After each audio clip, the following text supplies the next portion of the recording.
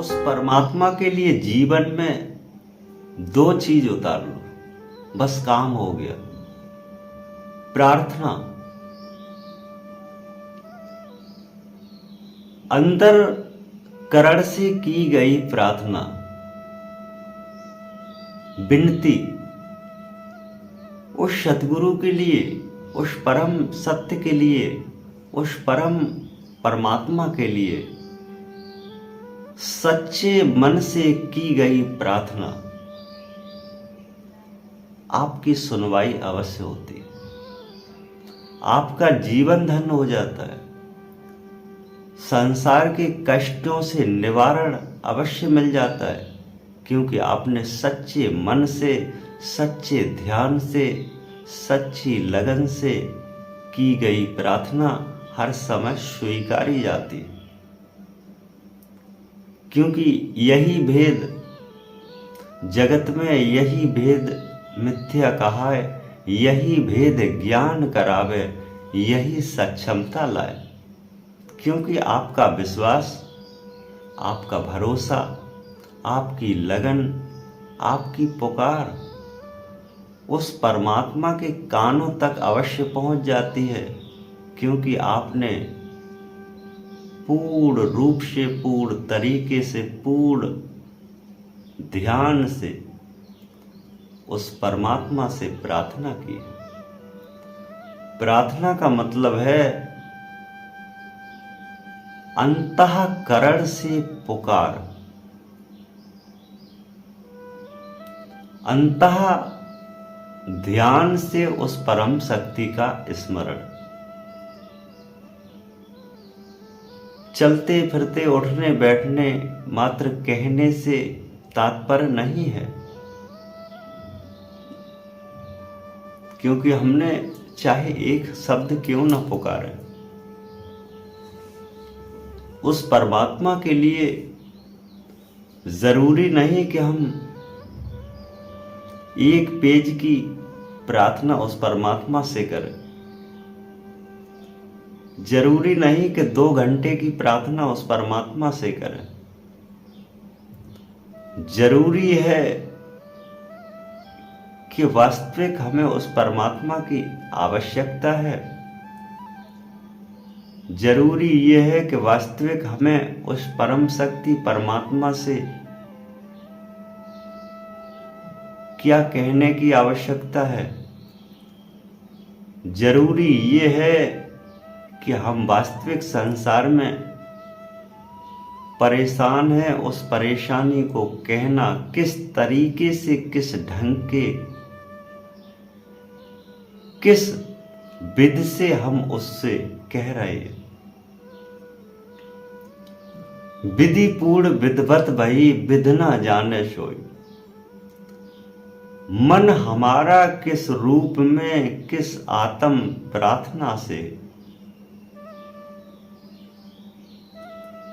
अगर खुश होके प्रार्थना कर रहे हैं तो फिर आपकी स्वीकारी नहीं जाएगी, ये तो पक्की बात है। ये हमने देखा है, जब बालक रोता है, छोटा सा बालक बहुत तेज रोता है, तो उनकी माँ कुछ कार्य कर रही होती, बालक की आवाज सुनती है कि बालक रो रहा है, लेकिन किस विधि से रो रहा है और कितनी दूर रो रहा है, किस तरीके से रो रहा है, ये माता महसूस करती हैं कि वास्तविक उसे स्तनपान की आवश्यकता है, उसे भोजन की आवश्यकता है, तो जल्दी जल्दी अपना काम समेट करके खड़ी होंगी कि वास्तविक पुत्र को भूख की आवश्यकता है, उसका स्तनपान कराया जाए, उसको भोजन दिया जाए। यही खेल परमात्मा का है। वास्तविक तेरी प्रार्थना है तो सुनवाई अवश्य होगी। अगर प्रार्थना को आपने गीत बना लिया तो फिर आपकी प्रार्थना मालूम नहीं कब स्वीकार होगी। इस जीवन होगी तो अगले जीवन होगी, पता नहीं पड़ता। क्योंकि अपना शब्द कहने के लिए किसी लय की, किसी ढंग की, किसी तरीके की आवश्यकता नहीं है।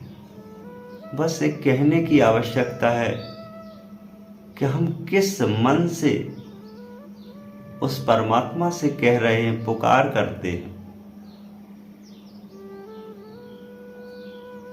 क्योंकि कोई हमारी अमूल्य वस्तु संसार में जिस समय खो जाती है, कोई हमारी एक अमोघ वस्तु मिल नहीं रही है, खोज तो बहुत रहे हैं लेकिन प्राप्त नहीं हो रही है, अमूल्य रतन हमारा खो चुका है, तब हम बेचैन हो जाते हैं। उस वस्तु को खोजने में जी जान लगा देते हैं। यहीं रखी थी, पता नहीं कहाँ गई। कहीं इधर खोज रहे, कहीं उधर खोज रहे, कहीं ऐसी जगह भी खोज रहे जहां कभी आपने रखी हुई न हो। उसी प्रकार की हमें प्रार्थना चाहिए।